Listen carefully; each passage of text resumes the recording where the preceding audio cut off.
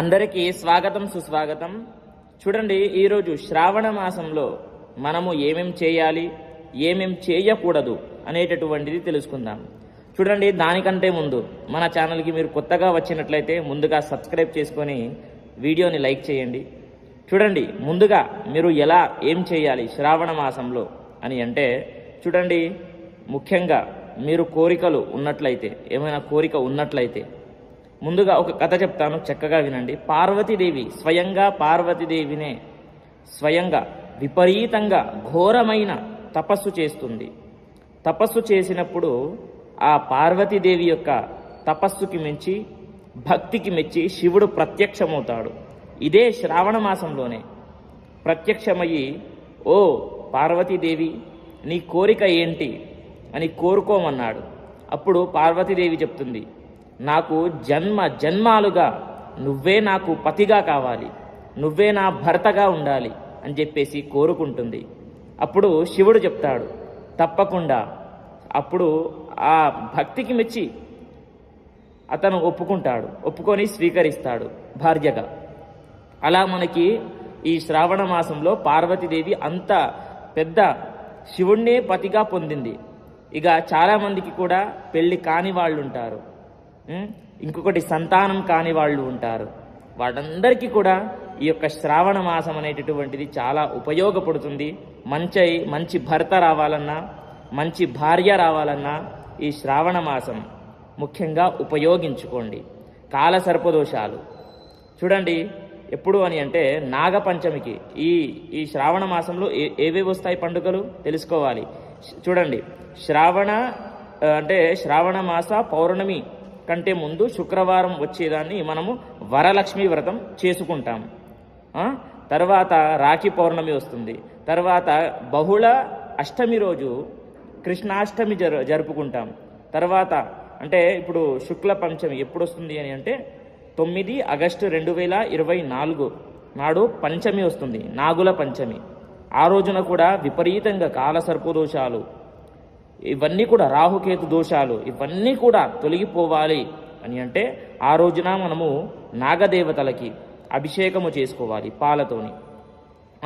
శ్రావణ మాసం చాలా విశేషమైన మాసము, ప్రతి ఒక్కరు కూడా ఉపయోగించుకోండి. ఉపవాసం ఎలా చేస్తారు అని కూడా అడుగుతారు. ఉపవాసం ఎలా చేయాలి ఈ శ్రావణ మాసంలో అని అంటే, ఒక పూట మాత్రమే భోజనము చేయాలి. ఎప్పుడు అని అంటే, ఇప్పుడు ప్రతిరోజు కూడా నాకు వీలు కాదు అని అడుగుతూ ఉంటారు. కాబట్టి వాళ్ళ కోసం చెప్పడం జరుగుతుంది. ఓన్లీ శ్రావణ సోమవారం చేస్తే కూడా మంచి ఫలితాలు ఉంటాయి అనేది గుర్తుపెట్టుకోండి. శ్రావణ సోమవారం రోజు ఉపవాసము చేయాలి, ఒక పూట భోజనము చేయాలి. మిగతా 2 పూటలు మాత్రం ఓన్లీ ఫ్రూట్స్, పాలు ఇవి త్రాగి ఉండాలి. ఫ్రూట్స్ తినవచ్చు, తప్పేమీ లేదు. శ్రావణ సోమవారం మాత్రమే అనేది గుర్తుపెట్టుకోండి. ఏదైతే సపోజ్ మీరు నాగుల పంచమి రోజు అయినా సరే ఉపవాసం చేయాలి, ఓకేనా. తర్వాత బహుళ కృష్ణాష్టమి వస్తుంది, ఆ రోజు కూడా చేయాలి. మరియు ఇంకా ఏవి వస్తే చాలా పండుగలు వస్తాయి, రాఖీ పౌర్ణమి, అలా మనకి చాలా వస్తూ ఉంటాయి. ఆ రోజులను ఉపయోగించుకోవాలి, ఓకేనా. శ్రావణ సోమవారం రోజు ఖచ్చితంగా ఉపవాసము చేయండి. చేసి ఓం నమ శివాయ ఎన్నిసార్లు అన్నా తక్కువే. ఈ శ్రావణ మాసంలో ఓం నమ శివాయ, ఓం నమ శివాయ అనేటటువంటి ఈ శివ పంచాక్షరి మంత్రాన్ని ప్రతిరోజు కూడా 108 సార్లు జపం చేసుకోండి, తప్పేమీ లేదు. చాలా మంచి ఫలితాలు ఉంటాయి. చూడండి, నాన్ వెజ్ మాత్రం అస్సలు తినకూడదు అనేది గుర్తుపెట్టుకోండి. వెజ్జే తినాలి, ఓన్లీ వెజ్జే. ఒక పూట భోజనం మాత్రమే చేయండి. నాకు వీలు కాదు అని అంటే శ్రావణ సోమవారం మాత్రం ఉపవాసము చేయాల్సిందే అనేది గుర్తుపెట్టుకోండి, ఓకేనా. మరియు ఇంకా చాలామందికి కూడా ఇంకా ధర్మ సందేహాలు ఉంటాయి.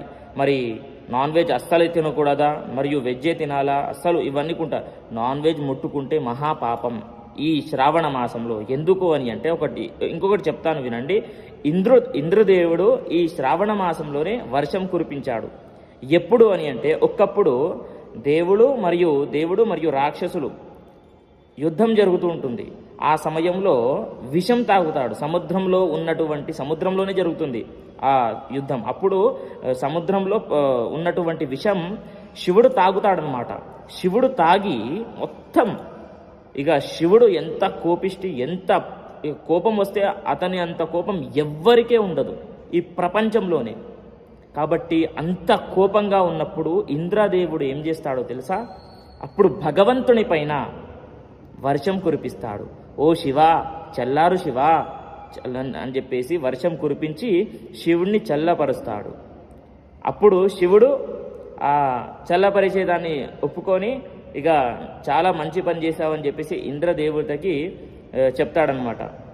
అప్పుడు చెప్పినప్పుడు అప్పుడు అతను కూడా అంటాడు, శివుడు కూడా అంటాడు, ఎవరైతే ఈ శ్రావణ మాసంలో నాకు అభిషేకము చేస్తారో వాళ్ళకి విపరీతమైనటువంటి ఫలితాలు ఉంటాయి.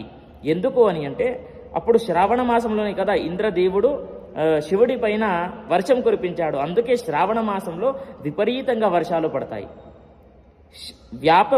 ప్రపంచమంతా కూడా శివుడే వ్యాపించి ఉన్నాడు. ప్రతి నీడలో, ప్రతి దాంట్లో కూడా శివుడే ఉన్నాడు. ఓకేనా? అందుకే అంతా ఇంద్రదేవుడు వర్షం కురిపిస్తాడు అప్పుడు. కాబట్టి మీరు కూడా స్వామి శివుడు అభిషేక ప్రియుడు కాబట్టి అతనికి అవి ఇవి ఏం అలంకరణలు అవి ఇవి ఏం అక్కర్లేదండి. ఒక చెంబడు నీళ్లు చాలు. నీళ్లు పోయండి, పాలు, పెరుగు, తేనె, నెయ్యి, పంచామృతాలు కలిపి స్వామివారి దగ్గర వెయ్యండి. శ్రావణ సోమవారం విశేషమైన వారం, స్వామికి ఇష్టమైన వారం, ఇష్టమైన మాసంలో ఇష్టమైన వారం. ఎంత ఫలితాలు ఉంటాయి దాంట్లో. మరి ముఖ్యంగా బ్రహ్మముహూర్తంలో వెళ్ళండి. బ్రహ్మముహూర్తం అంటే పొద్దున సూర్యోదయం కంటే ముందే స్వామివారి దర్శనానికి వెళ్ళండి. ఎప్పుడు? శ్రావణ సోమవారంలో, మళ్ళీ బ్రహ్మముహూర్తంలో. శ్రావణ మాస సోమవారం మరియు బ్రహ్మముహూర్తంలో వెళ్ళి స్వామివారి అభిషేకంలో పాల్గొనండి. ఎంత ఫలితాలు అని అంటే ఒక్క మాటలో చెప్పలేమండి, అంత ఫలితాలు ఉంటాయి. కాబట్టి విశేషంగా ప్రతి ఒక్కరు కూడా ఉపయోగించుకోండి. ఎవ్వరు కూడా మిస్ అవ్వకండి. సంతానం లేని వాళ్ళకి సంతానము కలుగుతుంది, పెళ్లి కాని వాళ్ళకి పెళ్లి అవుతుంది, ఉద్యోగం లేని వాళ్ళకి ఉద్యోగం వస్తుంది, వ్యాపారంలో అభివృద్ధి లేదు, ఎంత కష్టపడుతున్నాను అయినా సరే అభివృద్ధి అవ్వడం లేదు అని అంటే కూడా వాళ్ళకి కూడా మంచి ఉద్యోగంలో, వ్యాపారంలో అభివృద్ధి చెందుతుంది, ఉద్యోగంలో ప్రమోషన్ వస్తుంది. చిన్న పిల్లలకి మంచి విద్య, జ్ఞానము, ముఖ్యంగా జ్ఞానము ఉంటే ఏదైనా సరే సంపాదించుకోగలుగుతాం, ఏదైనా సరే సాధించగలుగుతాం ఈ ప్రపంచంలో. కాబట్టి జ్ఞానము ఇస్తాడు శివుడు. మరియు అమ్మవారి యొక్క కృపాకటాక్షములు కూడా పొందాలి. అది స్త్రీలు చేస్తారు వరలక్ష్మి వ్రతం, అది కూడా ఆచరించండి. పురుషులు ప్రతి ఒక్కరు కూడా నేను పాయింట్స్ ఉన్నాయి కదా, ఇవన్నీ కూడా పాటించండి. నాన్ వెజ్ అస్సలు తినకుండా వెజ్ ఓన్లీ ఫ్రూట్స్, పాలు, పెరుగు, ఒక పూట భోజనం, మీకు వీలైతే ఒకటే పూట శ్రావణ మాసం మొత్తం అంతా కూడా ఒకే పూట భోజనం చెయ్యండి. 2 పూటలు టిఫిన్స్ ఏదైనా మామూలుగా చేసుకొని తినండి. ఒక పూట టిఫిన్ తినండి, మిగతా పూట మామూలుగా ఫ్రూట్స్ తిని ఉండండి. ఎంత ఫలితం అండి! ముఖ్యంగా మనస్సు ప్రశాంతంగా ఉంటుంది, తృప్తి ఉంటుంది. చాలామందికి కూడా ఎంత ధన కనక వస్తు వాహనాలు ఉన్నా సరే తృప్తి అనేటటువంటిదే ఉండదు.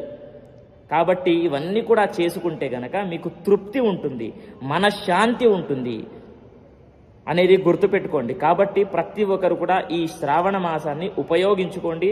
చాలా విశేషమైనటువంటి మాసము, శివుడికి ఇష్టమైనటువంటి మాసము. అందరూ కూడా నేను చెప్పినవన్నీ కూడా పఠించండి. ఇవన్నీ కూడా అన్నీ కూడా చేయాలి మీరు. ఓకేనా? ఇంకా ఏమైనా డౌట్స్ ఉంటాయి మీకు, ఎలా చేయాలి, ఏం చేయాలి అని చెప్పేసి చాలామంది కూడా ఎంత చెప్పినా సరే అడుగుతూనే ఉంటారు. కాబట్టి ఏమైనా డౌట్స్ ఉంటే కనుక నాకు కమెంట్స్లో రాయండి, నేను తప్పకుండా రిప్లై ఇవ్వడానికి ప్రయత్నిస్తాను. ఓకేనా? వీలైతే ఒక వీడియోకి లైక్ చేయండి, ఇంకా సబ్స్క్రైబ్ చేసుకోవడం ద్వారా వచ్చేటటువంటి నెక్స్ట్ వీడియోస్ కూడా మీకు నోటిఫికేషన్ ద్వారా వస్తూ ఉంటాయి. మరియు లైక్ చేయడం ద్వారా 10 మంది దగ్గరికి మంచి మాటలన్నీ కూడా వెళ్తూ ఉంటాయి. ఓకేనా? స్వస్తి, సర్వే జనాః సుఖినో భవంతు.